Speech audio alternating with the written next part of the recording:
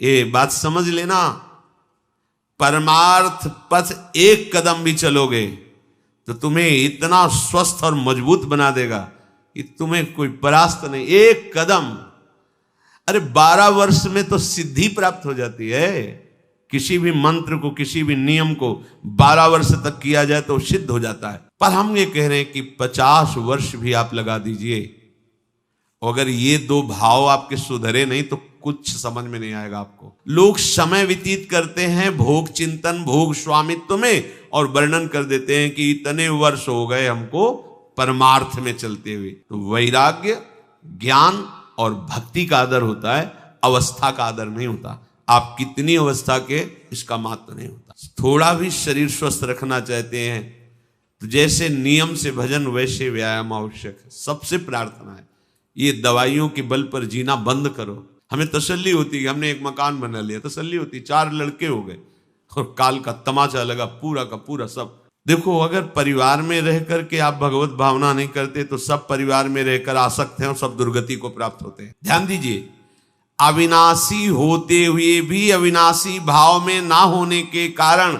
मुझ अविनाशी तत्व को विनाश की पूरी लीला सहनी पड़ती है। पूरे कष्ट सहने पड़ते हैं, नहीं सहने पड़ते। देखो आप, मेरे पास इतनी खेती, इतना बैंक बैलेंस, इतना परिवार, ऐसा, और देखो हमारी दिनचर्या में ऐसा चलता है, हम ये खाते रहें, ऐसे करते रहें, ऐसे, और ये सब होता रहा है।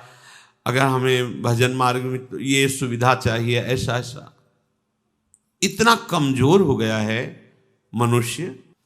ये उल्टी बुद्धि लेकर जब परमार्थ में चला जाता है तो थोड़े ही समय में वो परमार्थ से विमुख हो जाता है। थोड़ा ब्रह्म मुहूर्त में उठना चाहिए। देखो, यदि जीवन को सार्थक करना है तो जिसके शैया में लेटे हुए सूर्य भगवान का उदय हो जाता है, उसकी आयु, बुद्धि, श्री, तेज, बहुत सी बातें नष्ट हो जाती हैं। अगर आपको जीवन में चाहे लौकिक उन्नति प्राप्त करनी हो या पारलौकिक, प्रातःकालीन कम से कम सूर्य उदय होने के 2 घड़ी पहले, 24 दूनी 48 मिनट, अभी सूर्य उदय होने में 48 मिनट हैं, आपने सैया छोड़ दिया, इसके आगे ना। सूर्य उदय होने के 48 मिनट पहले आप सैया से हट जाएं। अगर आप रात्रि में जगे हैं तो सूर्य उदय होने के 48 मिनट बाद फिर आप सो जाएं। लेकिन वो जो बीच का समय, प्रातःकालीन संध्या भुवन भास्कर भगवान पधार रहे हैं, वो आप सो रहे हो, तो आपकी आयु, आपका वैभव, आपकी बुद्धि, ये सब नष्ट होने लगती है, पता नहीं चलता लोगों। देखो कहाँ तेजवान चेहरे दिखाई दे रहे हैं। खूब तो सब खा पी रहे हो, खाने पीने क्या तेज एक अलग होता है, भागवती तेज अलग होता है। ब्रह्म मुहूर्त में उठे, प्रभु का स्मरण किया, जो 2-4 नाम ही सही, अपने बड़े बुजुर्गों को, गुरुजनों को भावना से प्रणाम किया, और पहली बात शरीर स्वस्थ रखने के लिए गर्म जल किया, हल्का, आधा लीटर से 1 लीटर तक जल पिया, भगवत भाव अर्पित करके, वज्रासन में बैठकर। आप लोग दिनचर्या को नहीं करते हैं तो आप ब्रह्मचर्य को पचा नहीं सकते। ध्यान रखना, ब्रह्मचर्य कोई छोटी मोटी शक्ति नहीं है, उसको पचाने के लिए आपकी दिनचर्या दिव्य होनी चाहिए। फिर इसके बाद आप 5 मिनट 10 मिनट टहलिए, फिर सो जाइए। फिर जो शौचाचार की पवित्रता बताई गई उसके अनुसार आप स्नान आदि करके, पवित्र वस्त्र धारण करके, जैसे कोई महान व्यक्ति आ रहा है तो हम उसके आदर के लिए खड़े हो जाते हैं, ऐसे भुवन भास्कर पधार है, हाथ जोड़कर प्रणाम किया, अर्घदान किया, गुरु मंत्र जपा, आदि आदि। अब पड़े हो आप कि हम तो 2-3 बजे तक जगे हैं, ऐसा अगर आप भजन में जगे हैं तो भी सूर्योदय के समय आप उठ जाइए। आपके गुरु आवे तो क्या आप सोते रहेंगे क्या? तो ये जगत गुरु हैं भुवन भास्कर, परम ज्ञान स्वरूप हैं, गायत्री छंद रूपी घोड़े हैं इनके रथ के, स्वयं भगवान अरुण देव सारथी हैं, और भगवान पीछे वर्णन किए, मैं ही सूर्य रूप से जगत को प्रकाशित करता हूं और ताप के द्वारा जल को सोख कर मैं ही वर्षा कराता हूं। भगवान का आदर करना। जो सूर्योदय तक सोते हैं उनकी बुद्धि में भागवतिक बातें, अध्यात्म बातें आ जाए, मेरी समझ में नहीं आता। अगर आप थोड़ा भी शरीर स्वस्थ रखना चाहते हैं तो जैसे नियम से भजन वैसे व्यायाम आवश्यक है। सबसे प्रार्थना है, ये दवाइयों के बल पर जीना बंद करो। शरीर में जितनी आवश्यकता जल की है, अगर उतना नहीं जाएगा तो आपकी एसिड बनेगी, फुंसियाँ निकलेंगी, कब्ज बनेगा, कई परेशानी। हम साधुकों को कहते हैं, कभी कभी जैसे पूछते हैं कितना जल पिया, वो अभी तो पिया नहीं। अच्छा, ये शरीर है, ये एक गाड़ी है, कोई सच्चिदानंद नहीं है। उचित आहार, उचित जल, व्यायाम के लिए कुछ समय नहीं। और भी 10 दिन बीमार पड़ोगे फिर देखो, आप कहते हैं समय नहीं है। हमने अपने बीमार स्थिति की दिनचर्या को बताया, शीत धाम की 2 बजे उठना, जो आपको बोल रहे हैं ऐसे ही दिनचर्या करते, और 45 मिनट व्यायाम। इसके बाद तुरंत प्रणाम करके वृंदावन की परिक्रमा, फिर आके श्री जी की मंगला, फिर आके 9 बजे तक गुरुदेव भगवान की सेवा में, फिर वहां से आके श्री जी का श्रृंगार, फिर भिक्षावृत्ति आदि 12-1-2 बजे तक। कोई चाय, कोई पानी, कोई ऐसा कुछ नहीं कि बाल भोग, कुछ नहीं था ही नहीं। जिंदगी में 100 ग्राम दूध नहीं खरीदा कि भाई हमारा दूध बंद, कभी नहीं ऐसा। पर कभी ऐसा महसूस नहीं हुआ कि मैं बहुत कमजोर हूं। ब्रह्मचर्य को पचाने के लिए बहुत शरीर को क्रियाशील होने की आवश्यकता है। या तो प्राणायामों के द्वारा, आसनों के द्वारा, अब ना आसन है, न प्राणायाम है, न व्यायाम है, और फिर क्या, कैसे भावना आपकी भगवत भावना बनेगी? तो एक प्रमाद स्थिति, एक छिन्न भिन्न खिन्न स्वभाव, नहीं बात बनेगी। अध्यात्म का साधक जो होता है, एक नवीन खिला हुआ कमल जैसा, मुख प्रसन्न तन तेज विराजा, कीनेस रामचंद्र कर का। कोई असाध्य रोग, कोई बहुत पीड़ा, वो बात अलग है। नहीं तो ऐसा वो जैसे कमल खिला होता है ऐसे खिला रहता है। क्यों? हर समय चिंतन सही, आचरण सही, सब कुछ सही। जो भगवत भावना विहीन जीवन है वो मुर्दा जीवन है। जिन हरि भगति हृदय नहीं आनी, जीवित सब समानते प्राणी। वो जान नहीं रहे, मुर्दे जैसा जीवन है। क्या जीवन का महत्व? वही गंदे भोगों को भोगना, उसी का चिंतन करना, और भोग भोगने वाले शरीर को स्वस्थ रखने के लिए विषय सामग्री इकट्ठी करना, इसके बाद मर जाना। बोलो इसके अलावा और क्या है? ये बनाया, वो बनाया, वो बनाया, जरा सा हिला, पूरा का प्रांत नष्ट हो गया। क्या है इसमें? शाश्वत क्या है? हमें तसल्ली होती है, हमने एक मकान बना लिया, तसल्ली होती, 4 लड़के हो गए और काल का तमाचा लगा, पूरा का पूरा सब। क्या तसल्ली? हृदय को तसल्ली तब दो जब नाम चल रहा है, राधा राधा राधा राधा। दिनचर्या ही नहीं बन पा रही है आज के इस नए समाज की, दिनचर्या ही नहीं बन पा रही, भगवत भावना ही नहीं है। देखो, अगर परिवार में रह करके आप भगवत भावना नहीं करते तो सब परिवार में रहकर आसक्त हैं और सब दुर्गति को प्राप्त होते हैं। जब तक भगवत भावना नहीं है तब तक सब अविधि पूर्वक है। मान लीजिए सब अविधि, विधि भगवत भावना है। कुछ भी, किसी से भी, कोई भी, बस भगवत भाव, वही आनंद का अनुभव हो जाएगा। अतः उनके द्वारा किया गया देवताओं का पूजन मूल में मैं ही हूं, मेरा ही है, पर वो अविधि पूर्वक है। अविधि पूर्वक का तात्पर्य है कि वो ये नहीं जानते कि इस रूप में सर्व सामर्थ्यशाली भगवान ही विराजमान है। कभी कभी मंत्रों का ज्ञान नहीं होता, पूजन की सामग्री शुद्ध नहीं होती, भाव शुद्ध नहीं होता, इसलिए उनका पूजा सेवा आगे चल करके फल प्रदान नहीं कर पाता। प्रभु कह रहे हैं, मेरे में रिझाने के लिए किसी पूजा सामग्री की या किसी धन संपत्ति की आवश्यकता नहीं। पिता को बस इतना ही चाहिए कि वो अपनापन करके दौड़ के उनकी गोद में बैठ जाए, बस।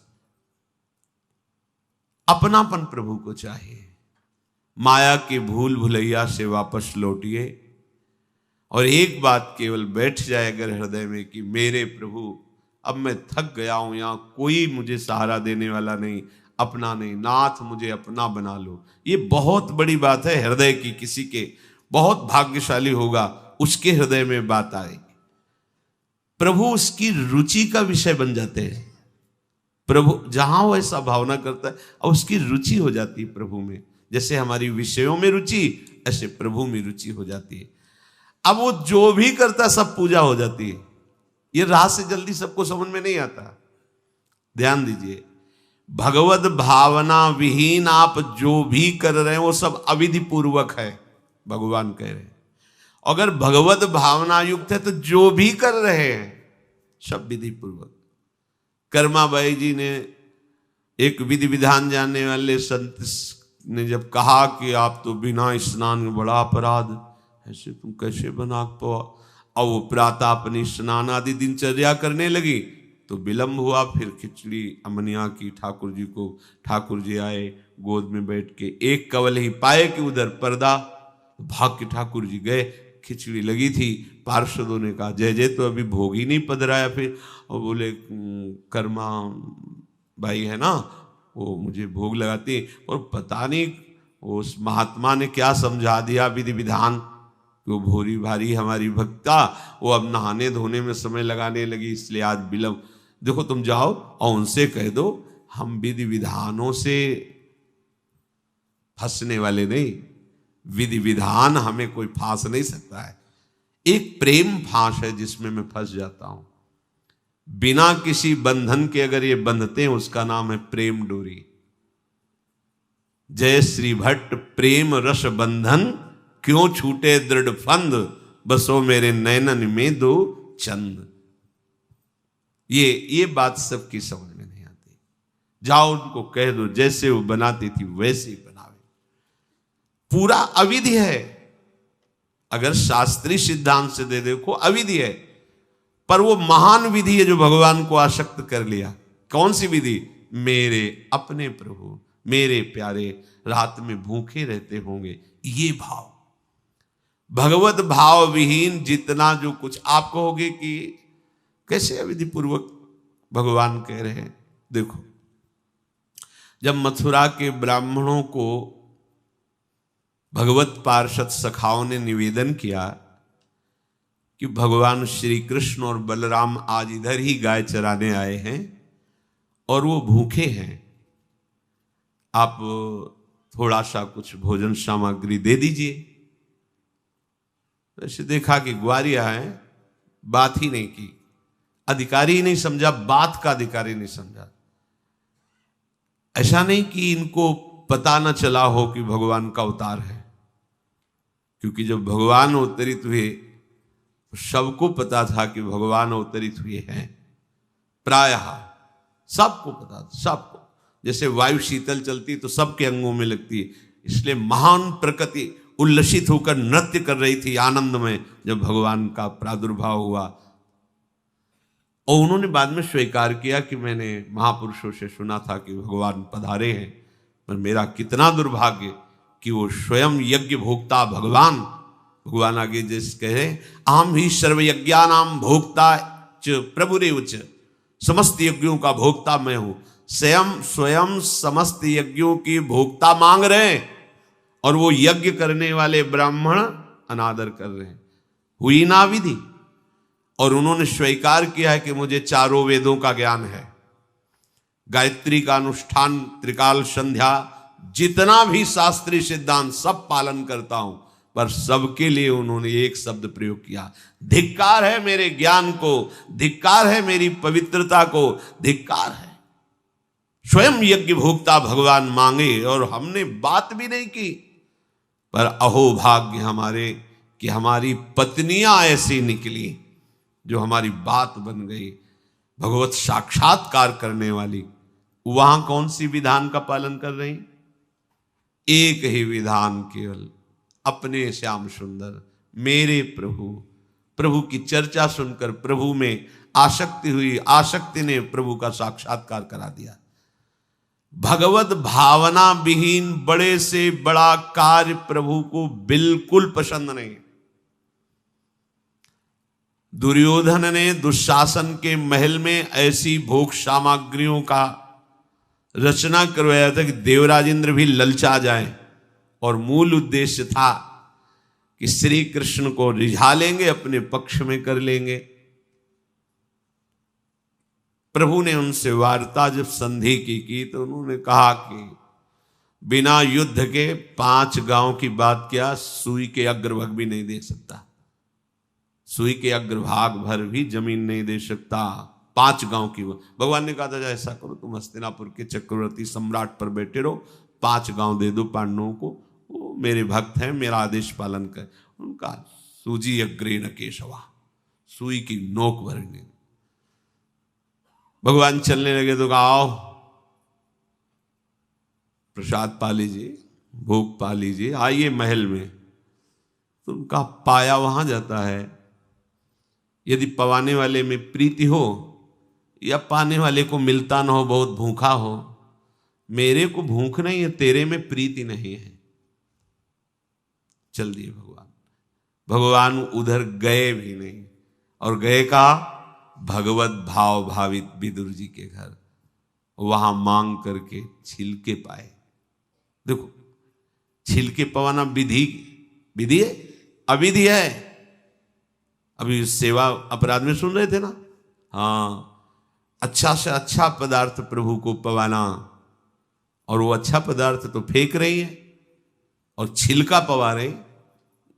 अविधि है, पूरी अविधि है, लेकिन यही सही विधि है, क्योंकि वो है ही नहीं भाव में इतनी ऊंचाई पर डूबी। उन्हें कोई, जैसी विदुरानी जी वैसे ही लालजू महाराज पा रहे, उनको भी शुद्ध नहीं, और कह रहे वाह बहुत सुंदर, बहुत स्वादिष्ट। वो भाव पवा रही तो वो भी भाव का स्वाद ले रहे।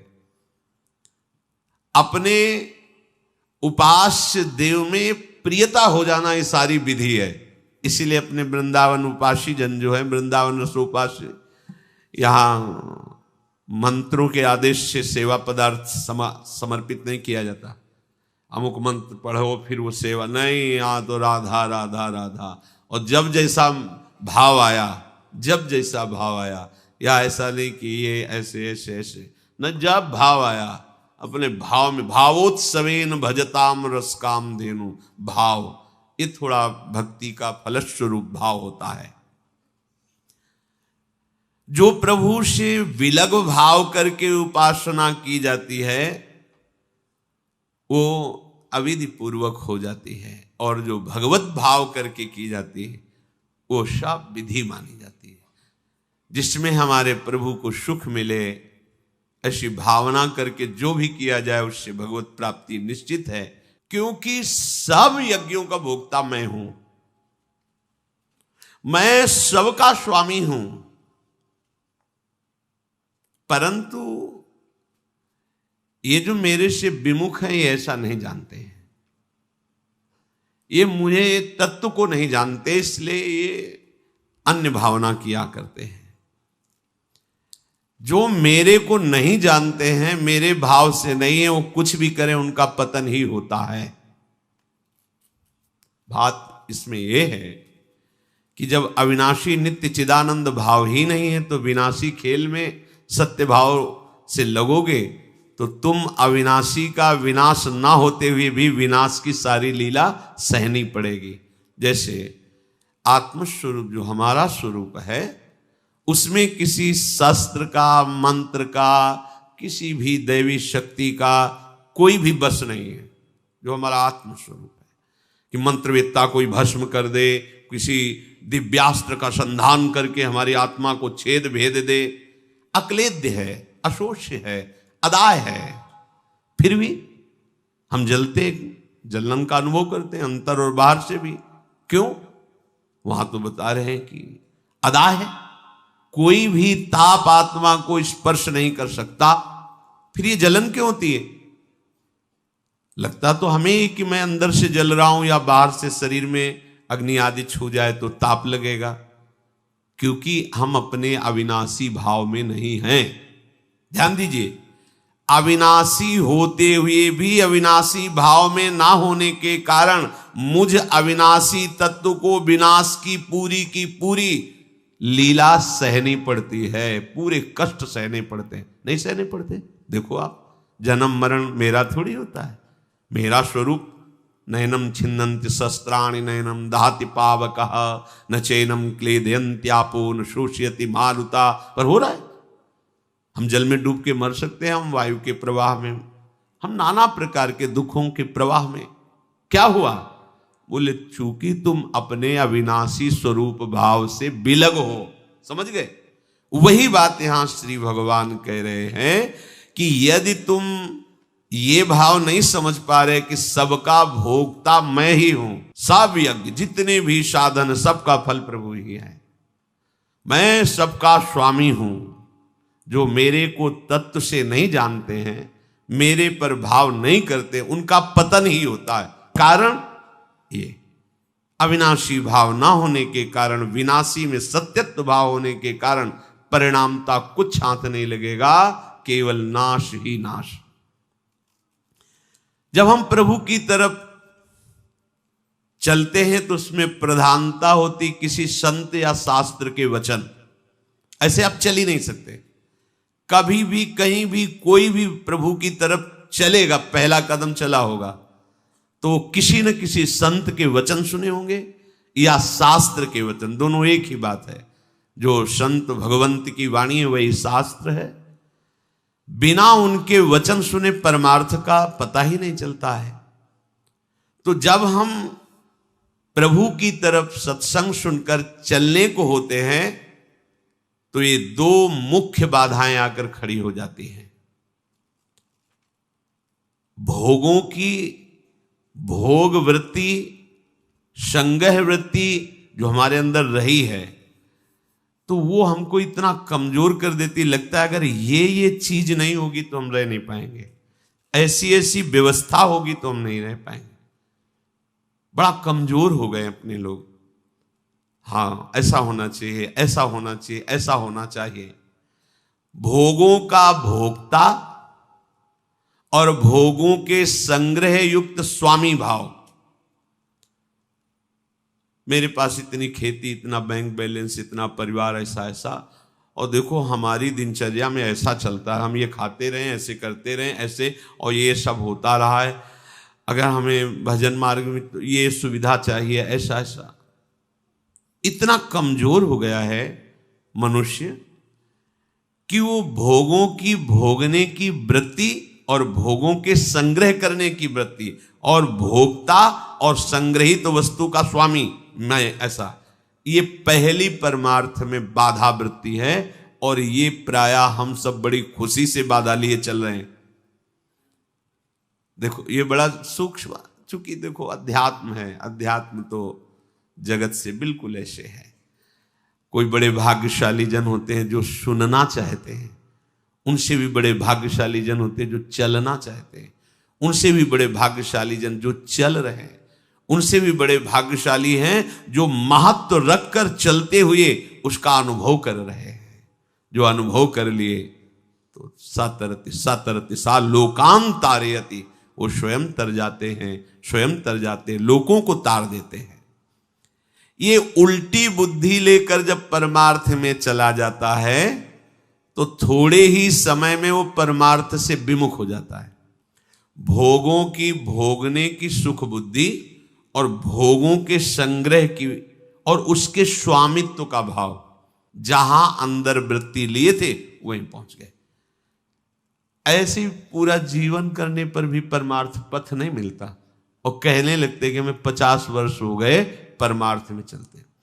ये बात समझ लेना, परमार्थ पथ एक कदम भी चलोगे तो तुम्हें इतना स्वस्थ और मजबूत बना देगा कि तुम्हें कोई परास्त नहीं। एक कदम, अरे 12 वर्ष में तो सिद्धि प्राप्त हो जाती है।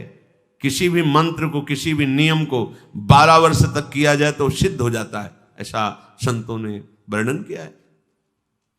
पर हम ये कह रहे हैं कि 50 वर्ष भी आप लगा दीजिए, अगर ये दो भाव आपके सुधरे नहीं तो कुछ समझ में नहीं आएगा आपको। आपको याद होगा हित धाम में एक समय शाम टाइम लगभग 75 वर्ष के विरक्त भेष के महात्मा ने एक प्रश्न किया था कि मैं किसी ऐसी आदत से परेशान हूं जो आज 75 वर्ष का हूं, फिर भी मुझे वो करना होता है।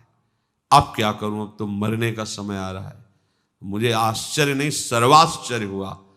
पूरा जीवन भगवत मार्ग में चलने का प्रमाण देने वाला कि मैं भगवत मार्ग का पथिक हूं, 75 वर्ष की अवस्था में वो अपनी उस वृत्ति को नहीं छोड़ पाया जो भगवान से विमुख करती है। अब कहीं डींग अपने लोग हाँक सकते हैं कि इतने वर्ष हो गए परमार्थ। शरीर का समय व्यतीत करना कोई परमार्थ का मार्ग तय कर लेना नहीं है। विवेक के द्वारा भोगों का त्याग करके निरंतर परमात्म चिंतन, ये परमार्थ का मार्ग है। आप चल के इस पे देखो कैसा अनुभव। लोग समय व्यतीत करते हैं भोग चिंतन भोग स्वामित्व में और वर्णन कर देते हैं कि इतने वर्ष हो गए हमको परमार्थ में चलते हुए। दम्भ कभी सत्य वस्तु का अनुभव नहीं कराता, नाटक कभी सच्चिदानंद रस का अनुभव नहीं कराता। भगवत रसिक जी कह रहे हैं बिन विवेक वैराग्य भक्ति बिनु सत्य न एको मानो। बिना विवेक और वैराग्य और प्रेम भक्ति के उसकी एक भी बात सत्य नहीं मानना है, कोई भी हो कितनी भी अवस्था का हो। ऐसा जरूरी नहीं कि कोई कितनी भी अवस्था का वयोवृद्ध या कोई, उसकी बात हमें माननी ही है, सुननी है, ऐसा नहीं। भगवान सुखदेव जी 16 वर्ष की अवस्था के हैं। जे ही गंगा की रीति पर चरण पधराते हैं, परीक्षित जी अनशन व्रत लिए बैठे हुए, आमरण अनशन, बड़े बड़े महापुरुष बैठे हुए हैं। श्री सुखदेव जी के पिता पितामहादि सब बैठे हुए हैं। जे ही देखा दिगंबर भेष, शरीर की शुद्धि नहीं, श्री कृष्ण प्रेम में मतवाले सब खड़े हो गए थे। सब 16 वर्ष की अवस्था के सुखदेव जी और 10-10 हजार वर्ष जिनकी केवल तपस्या साधनाएं, वो सब महापुरुष खड़े हो गए। क्यों? क्योंकि जन्म से ही भगवत अनुराग में दृढ़ महापुरुष, जन्म से ही माया रहित पुरुष, अंदर से ही वैराग्य युक्त। तो वैराग्य ज्ञान और भक्ति का आदर होता है, अवस्था का आदर नहीं होता। आप कितनी अवस्था के इसका महत्व नहीं होता।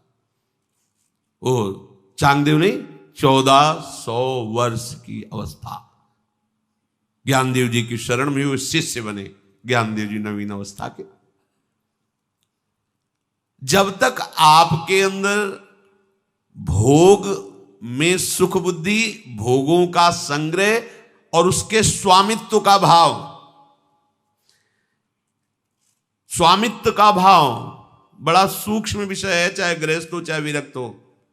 स्वामित्व का, अगर एक कमंडल में भी तुम्हारा स्वामित्व का भाव है, तो जैसे एक गृहस्थी के 100 बीघा में स्वामित्व का भाव हो, वैसे तुम्हारे कमंडल में भाव है। ये मेरा कमंडल नहीं,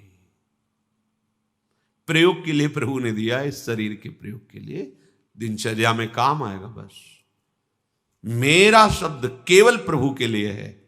मेरे प्रभु, मेरे तो गिरधर गोपाल, दूसरों न कोई वस्तु, ना कोई व्यक्ति, ना कोई भोग सामग्री, ना कोई पद प्रतिष्ठा, ना लोक लोकांतर, मेरे तो गिरधर गोपाल। अध्यात्म है, भगवत मार्ग है, जिससे समस्त प्रपंच का नाश होकर भगवत साक्षात्कार